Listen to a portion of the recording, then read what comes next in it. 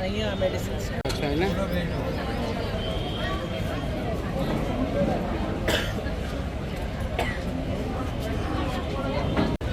જીભી આવું ના હોય હો મને તો પાછળથી રિસ્પેક્ટ કરો છો કઈ ના પાડી વધારે આવે છે અને એમને એ બાબતની ગેરસમજ છે એટલે જ આપણે આજે ડેમો છે ને કે મોંઘું પડે તેની કોઈ તપાસ કરી ખરી કોઈ ગ્રાહકની તપાસ કરી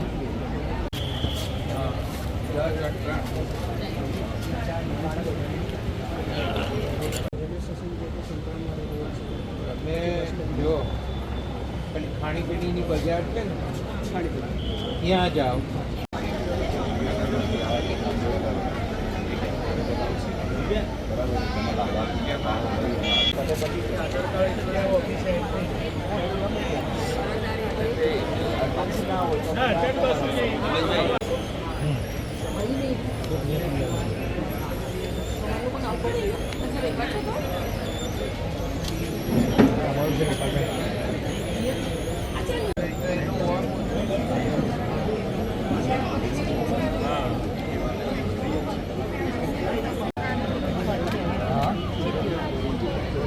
કેટલા ગયા ફોર્મ આપણે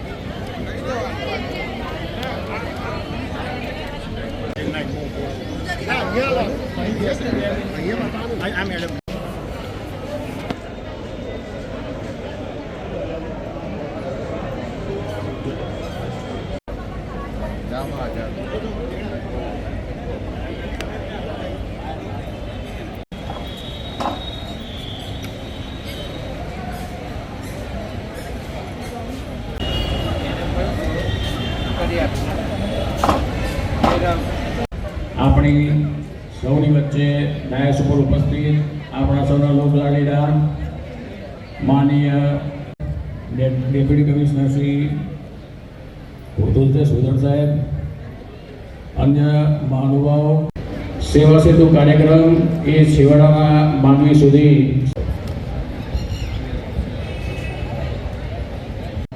ઉદ્બોધન કરશે.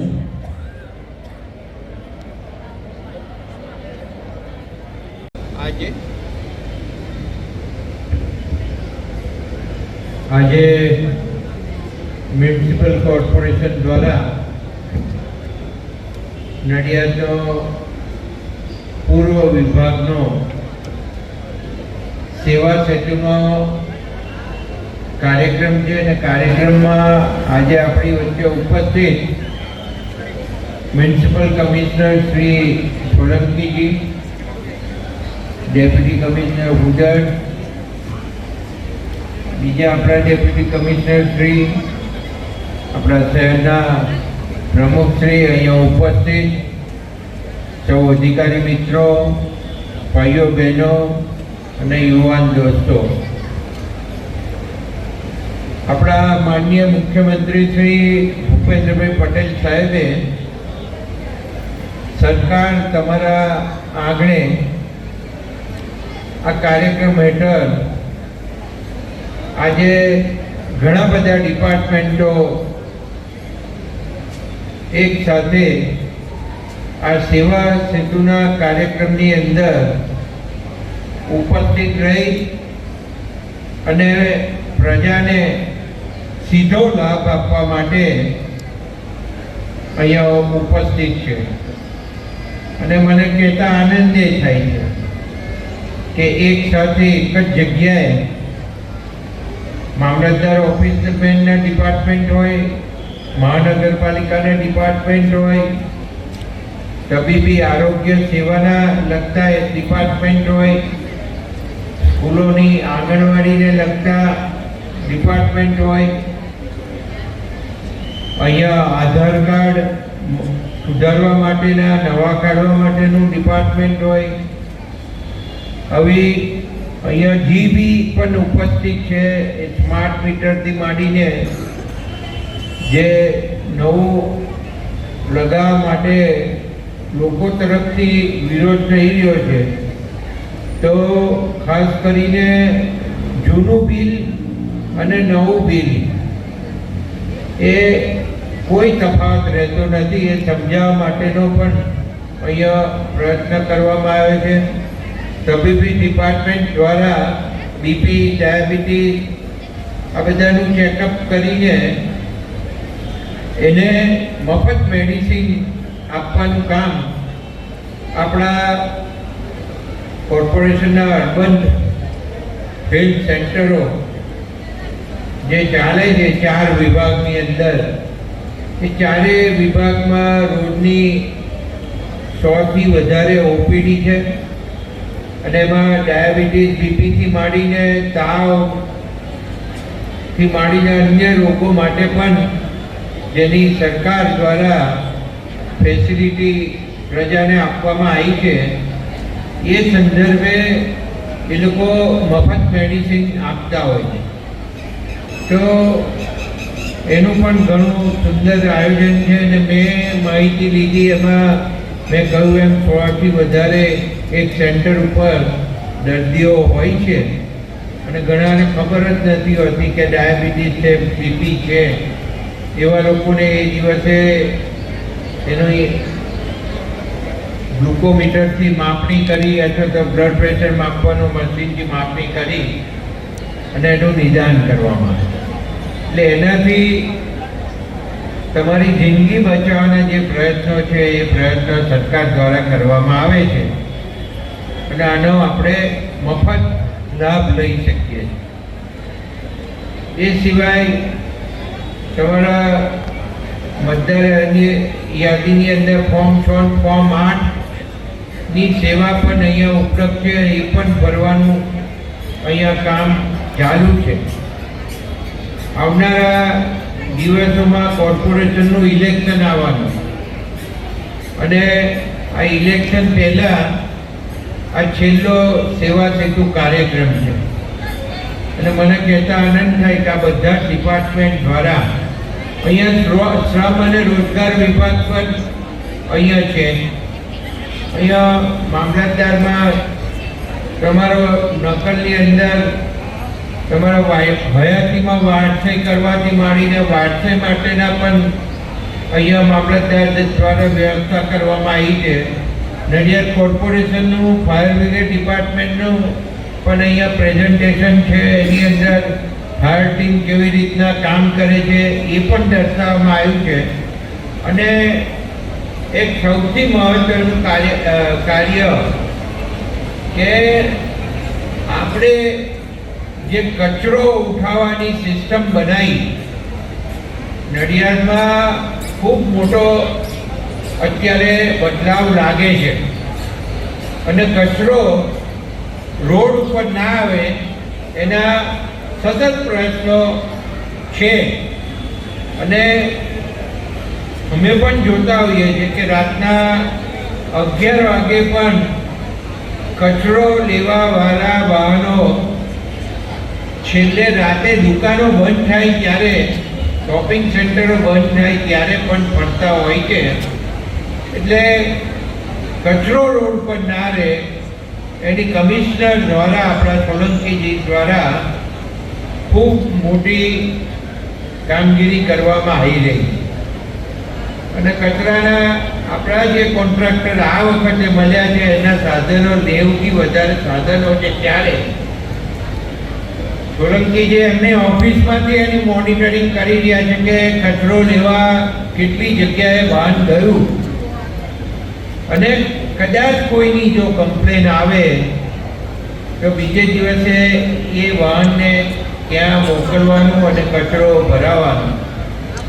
આ ખૂબ સારી સિસ્ટમ આપણી ચાલુ છે. ત્યારે આજે મારે કહેવું જોઈએ કે આપણે ફરજિયાત ઘરે કચરો એમાં નાખવો જોઈએ.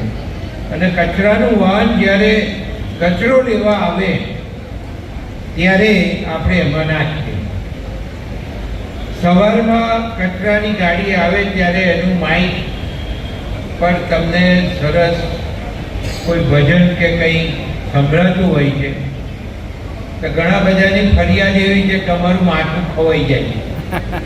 પણ તમારું માથું ખાવા માટે નથી, તમને સતત હેમરિંગ કરવા કે ભાઈ તમારે તમારો કચરો આ ગાડીમાં જ આપવાનો છે એવું તમને યાદ રહે એટલા માટે આ વગાડવામાં આવે છે. અને 8 વાગ્યાથી સવારે લગભગ બધા જ સાધનો રોડ ઉપર ફરતા હોય છે. એટલે ફરીથી કમિશનરશ્રીને કહું કે કચરાવાળા કોન્ટ્રાક્ટરને એવું કહેવામાં આવે કે તમે તમારું જે મ્યુઝિક છે વોલ્યુમ થોડું ઓછું રાખજો, પણ વગાડવાનું તો ચાલુ રાખજો, જેથી એમને હેમરિંગ થાય કે મારે કચરો રોડ ઉપર નાખવાનો નથી. બરાબર ને? બરાબર ને? હા. બીજા બધાને કહેજો અને આ મીડિયાવાળા ખાસ લેજો બધા. તો આ એક ખૂબ સુંદર બાબત છે. અહીંયા જન્મ મરણની નોંધણી પણ આપણે મ્યુનિસિપાલિટીમાં થતી હોય છે.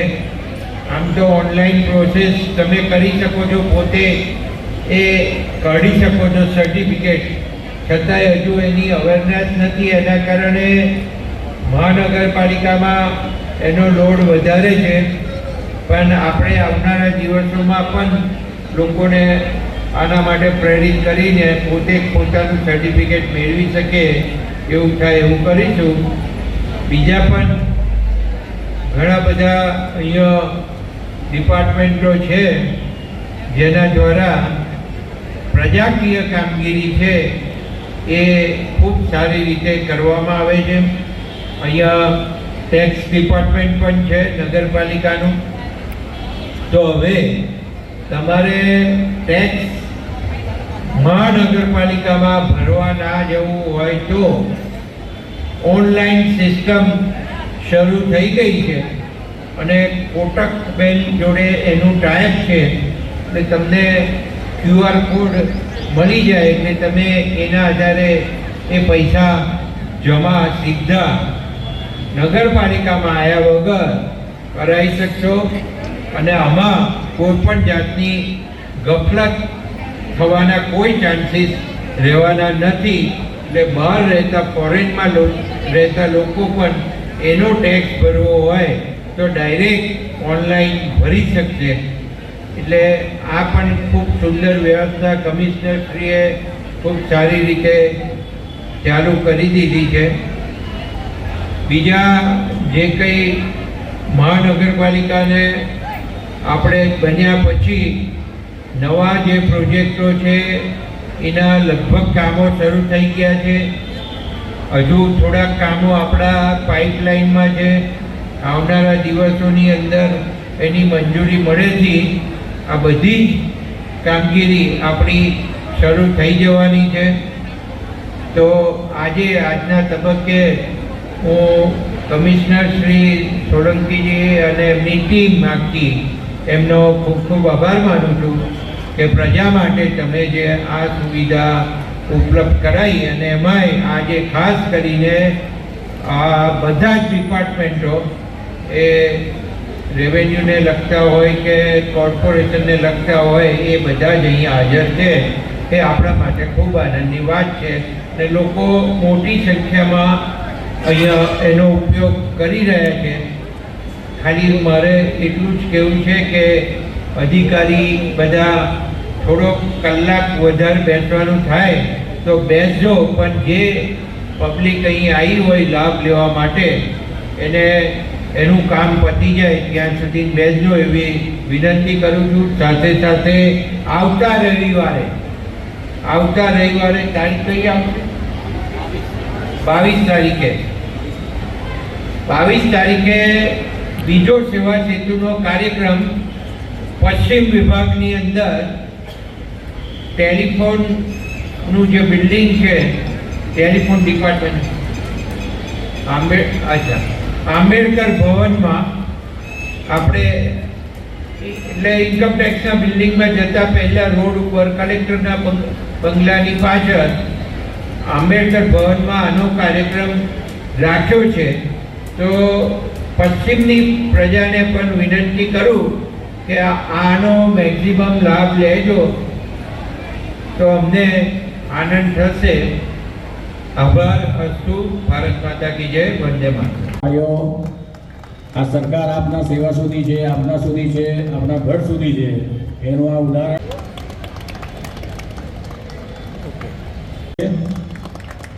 આ બાળકને ખૂબ જરૂર છે ભવિષ્ય. ઓકે ખૂબ અલા પેલું પાછળ હતો.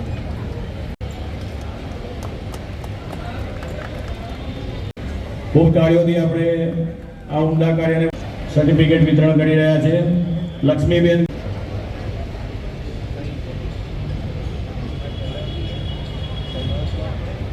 વિનંતી કે તેઓ પણ સ્ટેજ પાસે આવી જશે.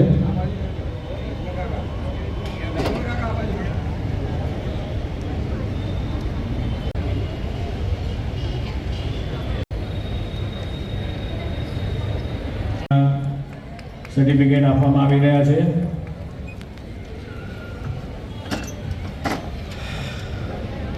સૈનિક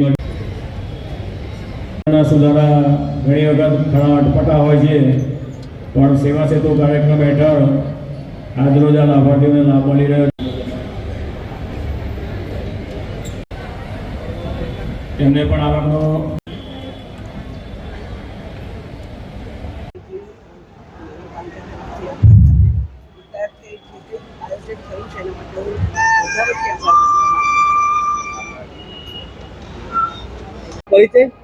હું કલ્પના શાહ, આમ તો નડિયાદની નાગરિક જ કહેવાઉં, પણ હું એક મહિલા સંસ્થામાં કામ કરું છું.